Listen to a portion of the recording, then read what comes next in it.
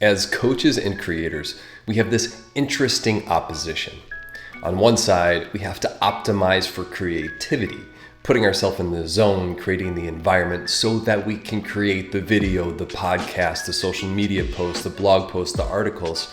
And on the other side, so that we can bring in the revenue for the business. Sometimes going back and forth between these two seemingly opposite side of the spectrum muscles, we can introduce this element of fatigue where if we're focusing too much in the business, it can seem as if creativity is a losing game.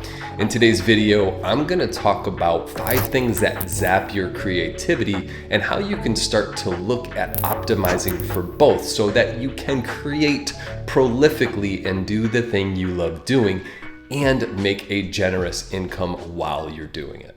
One of the biggest things that zaps our creativity is working on things that are outside of our zone of competence.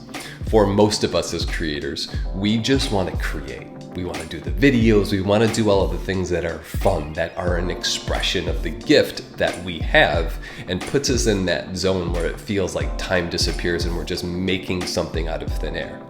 The reality is there are other skills in your business that you need. As a creator, understanding how to write copy, create a sales page, create offers, and then campaign for those offers are all very important skills. And most creators and coaches that I work with lack those skills because they're so focused on the craft and what they want to do. Oftentimes, focusing on these things that are way out of your zone of competence can lead to frustration and overwhelm and stress. And as a result, take you out of the zone of creativity where you're in that fluid, flowy state where you create best. In order to really optimize for this, look at what skills you need to acquire and do it strategically.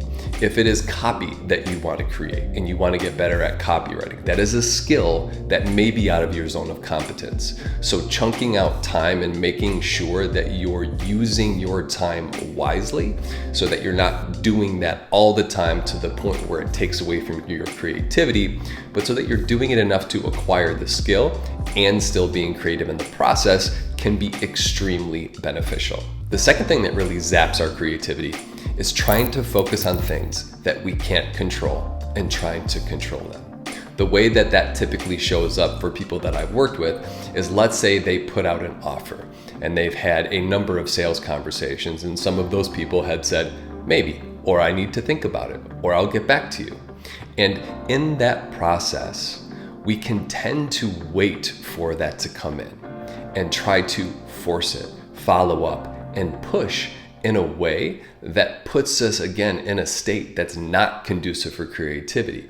It puts us in a position where we're trying to force results when in fact, if we were to just understand the energetics of what it takes to plant seeds, to follow up, and then to segue back into creativity, the thing would happen a lot faster and it would happen more organically, meaning if that one was supposed to come through, if that sale was supposed to happen, then it would.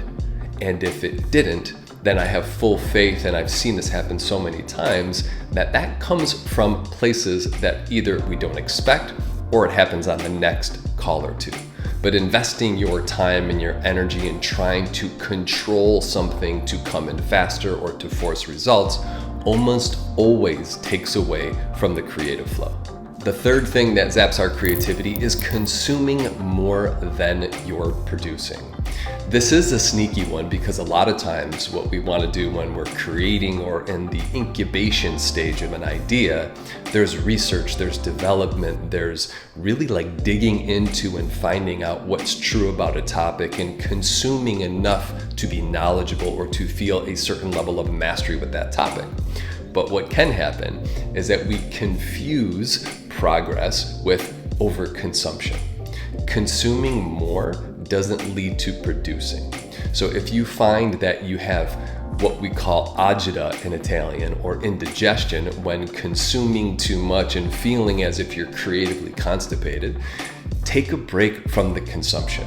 Stop scrolling on social media. Stop reading so many books, listening to podcasts. It can sound counterintuitive, but when you create more space for the ideas that you've already taken in to start to build connections and then create from a space of not being overwhelmed, creativity happens a lot easier because you're not in a state of overwhelm, and flow and creativity is a lot easier to access. The fourth thing that zaps our creativity is overscheduling.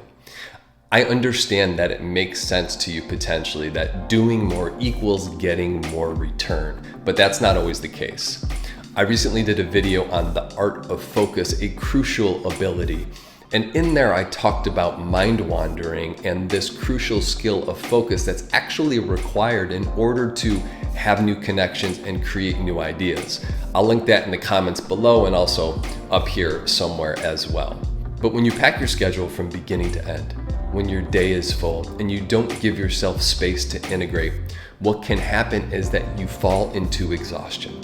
Not only that, with the concept of mind wandering, what happens is that you start to make connections in the empty space. So a lot of times we think that focus is required in order to get to a particular result, similar to a spotlight effect, just focusing on one thing at a time.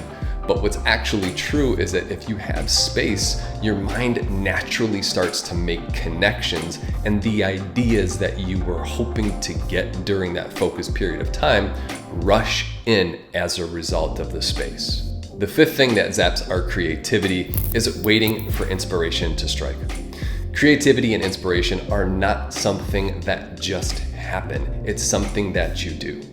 Understanding what puts you in the zone, what helps you be creative, what rituals, what type of environment, going out, staying home, whatever it is that puts you into a place of generating the ideas and getting into that zone where you feel you're producing your best work is absolutely essential.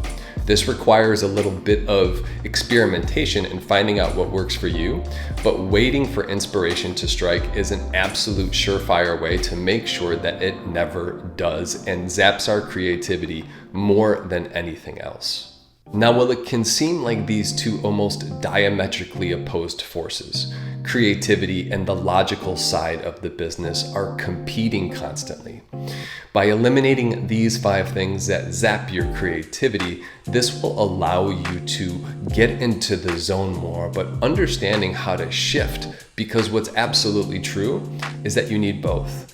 Just creating without understanding how to bring revenue in the business more predictably is the #1 reason why most creators fail and give up too early. But when you can understand that shifting between the two is a skill and it requires practice, and specifically here, understanding how to not kill creativity because you're just doing the logical side of the business will absolutely pay you dividends for time and time to come. If you like this video, be sure to hit that thumbs up, subscribe to the channel, and hit that little bell that notifies you every time a new video goes live. Thank you so much for tuning in, and see you soon.